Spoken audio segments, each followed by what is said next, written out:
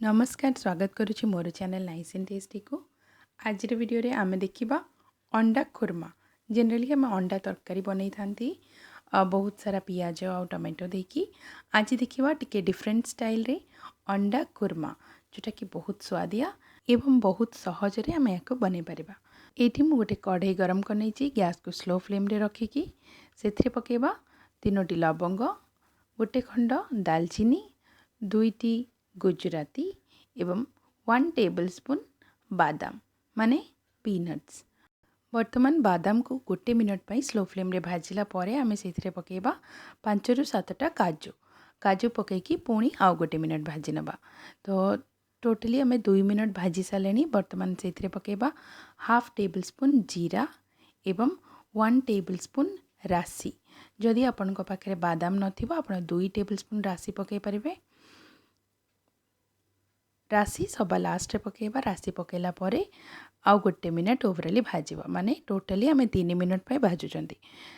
3 minute परे सेथिरे मु गोटे चुटकी पान महुरी पकाउची एवं पकेकी जस्ट गोटे 2 थर एमती मिसे नबा एवं गैस रो फ्लेम को बंद करनबा। हल्का ठंडा ही साला परे आमे छोटो मिक्सर जार नै की सेथिरे एगुडा पके नबा एवं ताकू सुखिला आमे ग्राइंड करबा। ड्राई रे ग्राइंड करबा सेथिरे आमे पानी पकेबानी। एठी ग्राइंडिंग हे जायछि, देखंतु केते बढ़िया पाउडर रेडी हे जायछि। वर्तमान आमे एथिरे पकेबा 2टी मीडियम साइज रा टमाटो को एमती छोटो छोटो करी मु काटी नेछि, तापरे सेथिरे पके देछि। याको आमे ग्राइंड करनबा। टमाटो रु पानी बाहर की ए पाउडर सब गुडा बहुत बढ़िया से ग्राइंड हे की हमर देखंतु पेस्ट एठी रेडी हे जायछि। वर्तमान ए पेस्ट को आमे अलगा रखिबा एवं पुणी कढ़ई गरम करबा। सेथिरे पकेबा 3 रु 4 टेबलस्पून तेल पकेकी सेथिरे हाफ टी स्पून जीरा पकाउची। जीरा फुटी आसले आमे सेथिरे पकेबा गोटे बड़ साइज रो पियाज छोट छोट काटिकी एवं 2टी कंचा लंका।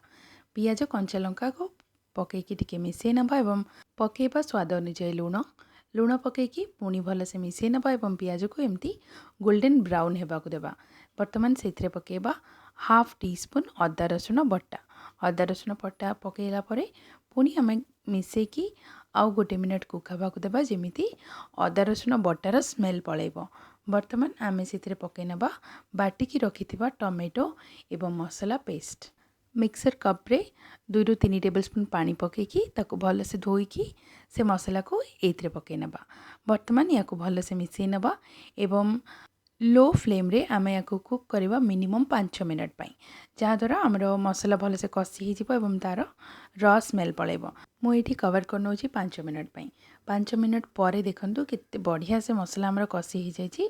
वर्तमान याको आमे भल से मिसे नबा एवं गैस को लो फ्लेम रे ही रखिकी सेथिरे पकेबा हळदी गुंड half teaspoon, 1 teaspoon लंका गुंड आपण कम अधिका करि परिबे एवं 1 teaspoon chicken masala powder. मैं ये एवरेस्ट चिकेन मसाला पाउडर पकाउछि।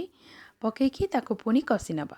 जदि आपन को मसाला ड्राई लागुथिबो ताले आपण आ टिके एठी 2 रु 3 चम्मच पानी एठी दे परिबे।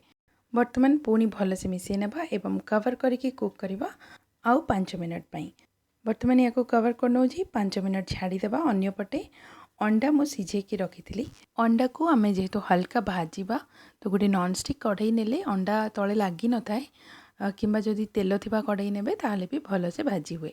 सेथिरे गोटे टेबलस्पून तेल नेली, टिके हळदी गुंड, टिके लंका गुंड एवं टिके लूण, जहा द्वारा अंडा को भी मसाला भल से लागी जिवो। तो अंडा को एमिति मझिरु टिके काटिकी हम अंडा पकेकी जस्ट 3 रु 4 मिनट एमिति भाजी देबा, जहा द्वारा अंडा ऊपर भल से भाजी ही जिवो, जहा द्वारा देखिबा पई और खाइबा पई बढ़िया लागिवो।